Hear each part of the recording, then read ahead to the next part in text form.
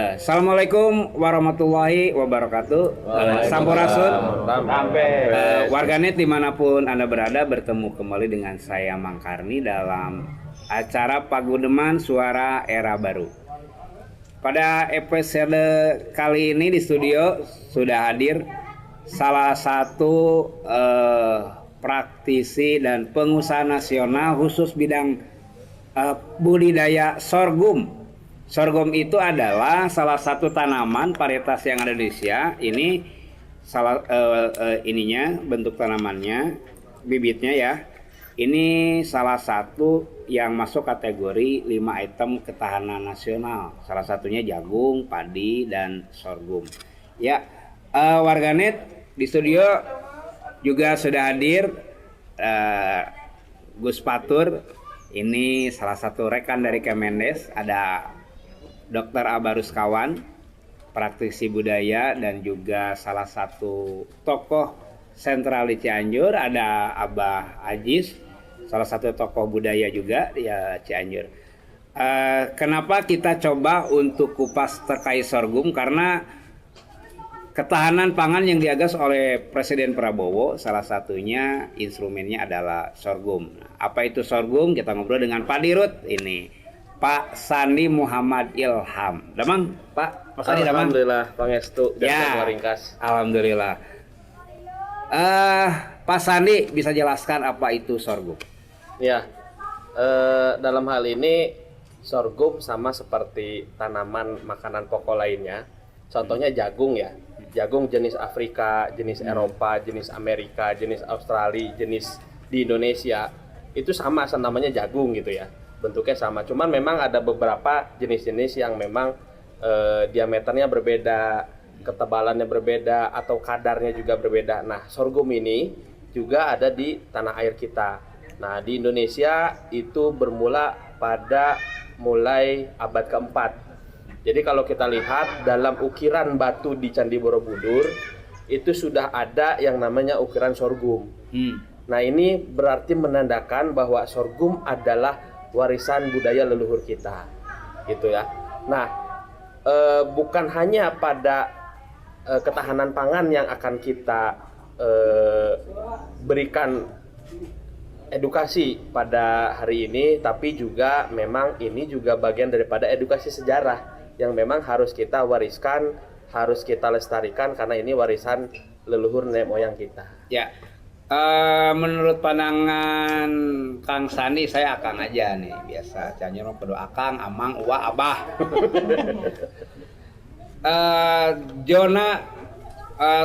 Zona tanaman sorghum. Ya, zona tanaman sorghum yang ada di Indonesia itu titiknya di mana saja? Zona tanaman sorghum itu terjadi di 2 tempat, beda pilihan ketinggian dan daratannya. Kalau di bawah 700 itu kita masih bisa fokus di bulir dan batang daun. Tapi kalau di atas 700 mdpl itu lebih fokusnya ke batang daunnya saja. Karena apa? Untuk bulirnya nanti kualitasnya kurang bagus kalau di atas 700 mdpl. Wilayahnya wilayah mana saja? Perbukitan boleh, daratan juga boleh. Artinya pesisir pun boleh. Dia tidak pernah pilih-pilih tempat. Bahkan sorghum ini akan hidup ketika lahannya pun pasca tambang. Nah, jadi kalau punya tambang, punya kewajiban reklamasi kepada pemerintah, nggak usah bingung, tanam aja sorghum. Ya, ini kan nih Pak Sandi dan manajemen dari Kemendes kemarin kita udah ngobrol terkait rencana penanaman sorghum khususnya yang ada di Cianjur.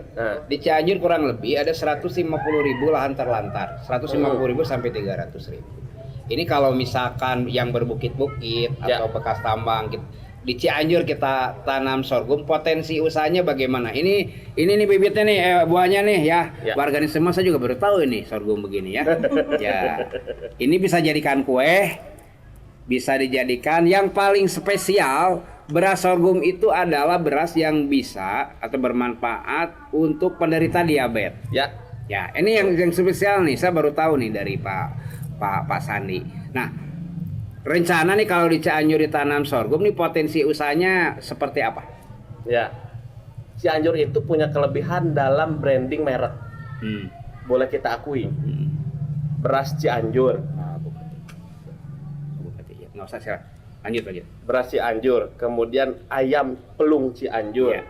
tahu cok Cianjur, semua merek perdagangan di Cianjur sukses diperkenalkan di Iya. dunia. Iya. Bukan hanya di nasional tapi bahkan dunia produk-produk itu. Iya. Nah, kemudian yang keempat, kenapa tidak kita juga produksi namanya beras tapi berasnya beras sorghum khas Cianjur gitu. Nah, ini punya potensi. Sorghum itu bukan hanya konsumen domestik tapi juga konsumen di mancanegara. Bahkan beberapa sampai hari kemarin terakhir itu juga ada PO dari Dubai ke kita. Begitu, Mas. Ya. Oke. Ya mudah-mudahan ini sebentar lagi Pak Bupati hadir ke sini. Kita nanti juga bisa ngobrol terkait bagaimana nih kalau di Cianjur kita tanam sorghum ya atau wilayah yang lain. Karena salah satu kewajiban kita elemen masyarakat baik dari pengusaha, BUMDes ya, desa, kecamatan, kabupaten. Itu kita dituntut untuk cinta tanah air. Patsun kepada instruksi Pak Presiden, salah satunya bagaimana Presiden sekarang Pak Prabowo itu menggenjot terkait program ketahanan pangan. Nah, jadi ada padi, ada jagung, ada sorghum. Apalagi ini ternyata sorghum ini ekspor ke lokasi-lokasi istimewa termasuk Dubai. Nah, berarti ini ternyata kita nih sebagai masyarakat, khususnya para petani ya atau pemilik tanah terlantar, para pemilik tambang, alangkah baiknya nanti untuk reklamasi ini bisa ngobrol dengan Pak Sandi. Daripada ditanam pohon yang nggak jelas, mending ditanami sorghum, jadi produktif ya. Oke, siap. Ya, terkait potensi sorghum, apabila nanti nih kita ya penerbitan nih ada dari Kemendes, ini kan membawa desa-desa nih, ya Gus Fatur nih, CS calon saingan, ya.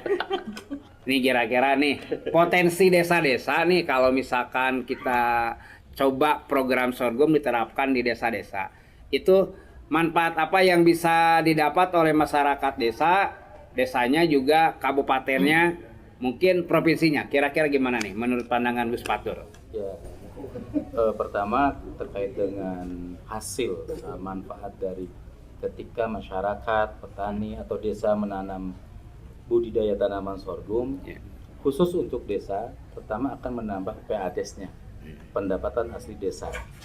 Karena apa? Menanam sorghum itu pasti nggak akan rugi. Karena apa? Semua dari mulai batang daun sampai bulir daunnya itu bisa diolah. Bagaimana tadi hasilnya itu? Ya, lanjut Pak Bupati datang. Ya oke. Ya oke, warganet. Punten nih, karena Pak Bupati sudah datang nih sambil nunggu. Insya Allah podcastnya kita lanjut ke season 2. Ya, saya Mang Karni, juga Pak Sandi, Gus Fatur, dan yang lain ucapkan terima kasih sudah menonton tayang ini. Mudah-mudahan bermanfaat buat kita semua.